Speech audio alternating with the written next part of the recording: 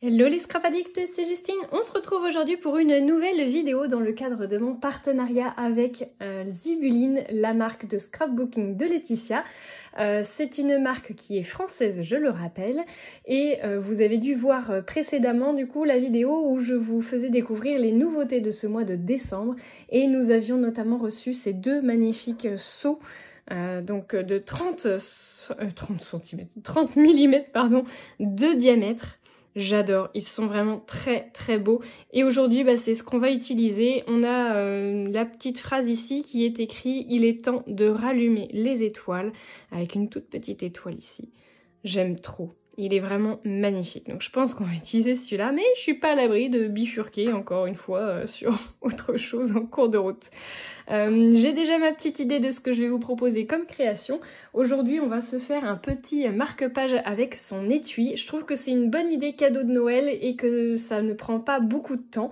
Donc pour celles et ceux qui auraient oublié un papy ou une mamie ou une tata ou une cousine, voilà, qui n'a pas de cadeau du coup sous le sapin, et bien du coup en dernière minute vous pouvez faire cette petite création et suivre le tuto qui va être très facile et assez rapide à faire.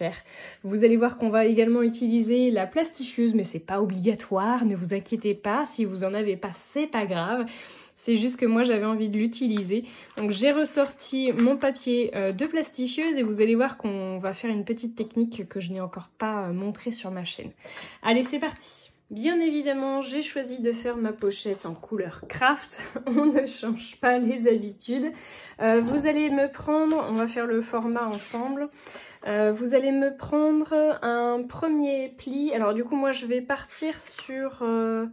peut-être la largeur directement, ça sera plus simple. Je vais faire un 15,5, oui, enfin un 15. Hop, voilà. Donc du coup, je vais faire 12,5 au niveau de la largeur. Donc on va faire un premier pli à 5,5 cm. Premier pli. Ensuite, un deuxième pli à 11 cm. Et vous allez venir me le couper à 12 cm. Hop. Voilà. Et ensuite, sur le fond, donc vous avez vu, hein, j'ai pris 15 et demi, on va dire. Ce qu'il faut, c'est avoir une hauteur de 14 cm. Donc vous venez me marquer le pli ici. Hop. Et voilà. Le tour est joué. Ah si, je vais venir faire un autre pli, pardon. Là, par contre, vous le faites que sur un côté. Et surtout, vous allez me le faire uniquement sur une partie, pas sur les deux. Donc, je vous explique. On va faire un petit espace. Alors, il me faut au moins 2 cm, je dirais. Donc, je vais marquer le pli. Bon, j'aurais même pu venir le couper. Je vais faire le pli juste histoire de faire ma marque. Voilà. Je le couperai après. Voilà donc ce que ça vous donne. Donc vous avez un premier pli à 5,5 cm, un deuxième à 5,5. Ensuite, vous venez me faire votre petite languette ici. On va venir la biseauter. Je vais aller rechercher mon ciseau que j'ai égaré. Vous me faites 1 cm ici. Et ensuite, sur le bas, vous avez donc du coup 15 cm ici. On vient me faire un pli uniquement sur le premier rectangle. Là, vous me faites un pli à 2 cm, pardon. Ensuite, vous laissez le reste. Et là, sur le bord, vous m'enlevez 1 cm aussi, enfin ce qui vous reste. L'essentiel, c'est d'avoir une hauteur globale sur ce rectangle-là de 14 cm. C'est important parce que sinon, vous allez devoir ajuster du coup votre marque-page. Voilà ce que ça donne.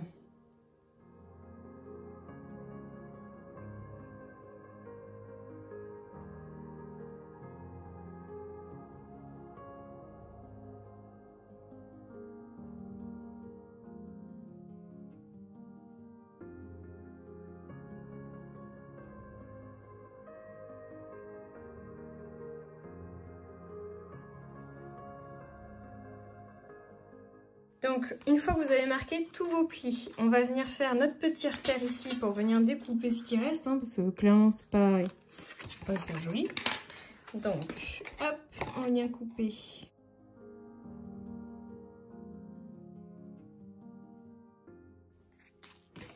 Hop là, comme ceci.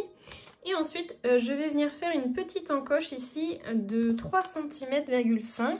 Alors, soit vous avez un compas, et du coup, vous pouvez l'utiliser, soit vous avez encore mieux une perforatrice, et vous pouvez aussi l'utiliser. Je ne vais pas utiliser ni l'un ni l'autre, je vais vous montrer vraiment le système D. C'est-à-dire que nous avons 5,5 cm. Je vais venir faire un trait à 2,7. Voilà, sur le centre. Et j'ai pris un verre à digestif. C'est pour le limoncello.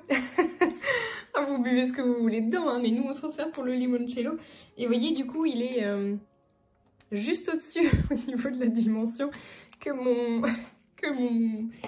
mon seau, enfin de mon cachet. Donc je vais venir m'en servir comme ceci. Je vais essayer de centrer un petit peu mon cercle. Je vais peut-être... est-ce que si je fais comme ça, non, ça va pas le faire non plus. Non, par contre, ce que je peux faire, c'est faire un petit repère à 1,5 cm. Voilà, je sais qu'il faut au moins qu'il aille au-delà de ça pour pouvoir me laisser le champ libre. Bon, c'est moins facile, hein, forcément, hein, on cherche la complexité, mais voilà, là, ça me paraît pas mal. Hop, je fais mon petit tracé. Et je vais venir le découper.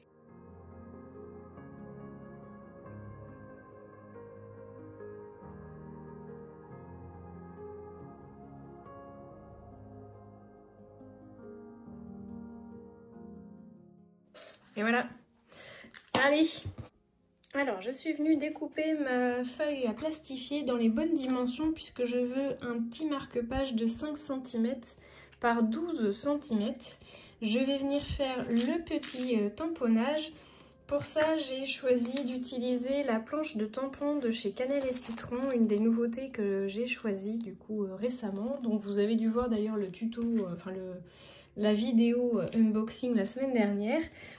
J'ai choisi le comme une odeur de cannelle que je trouvais trop mignon, cette petite phrase. Donc je vais venir faire mon tamponnage sur le bas. Bon bah voilà, j'ai dû recommencer 2 fois. La première fois parce que clairement j'ai mis trop de paillettes et c'est venu se coller forcément hein, du coup sur le tampon. Bon, c'est pas que c'est pas beau, mais du coup ça a en plus coulé. Donc je vais changer aux grands mots, les grands remèdes. J'ai utilisé finalement de la Stazone, donc une encre marqueur si on peut dire. Et là du coup bah voilà, hein, c'est nickel. Donc c'est bien de la Stazone qu'il faut utiliser à l'intérieur de vos pochettes à plastifier. Voilà. J'y ai mis quelques paillettes, mais beaucoup plus légers hein, que la première fois. Voilà. mais je suis contente du résultat, du coup c'est nickel. Je vais venir faire mon cachet de cire et on vient faire la décoration à la fin.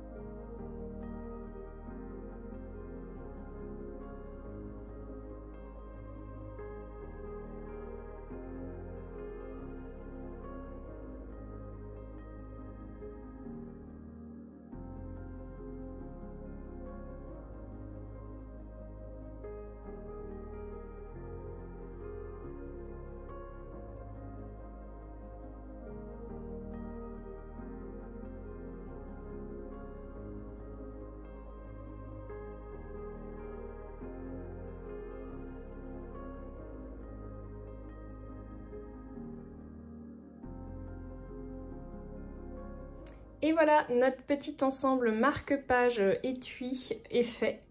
Donc j'ai rajouté sur le cachet de cire là qui est magnifique, franchement il donne super bien. J'ai mis en relief avec les crayons métallisés du coup de chez Zibuline. Donc elle en propose un argenté et un doré.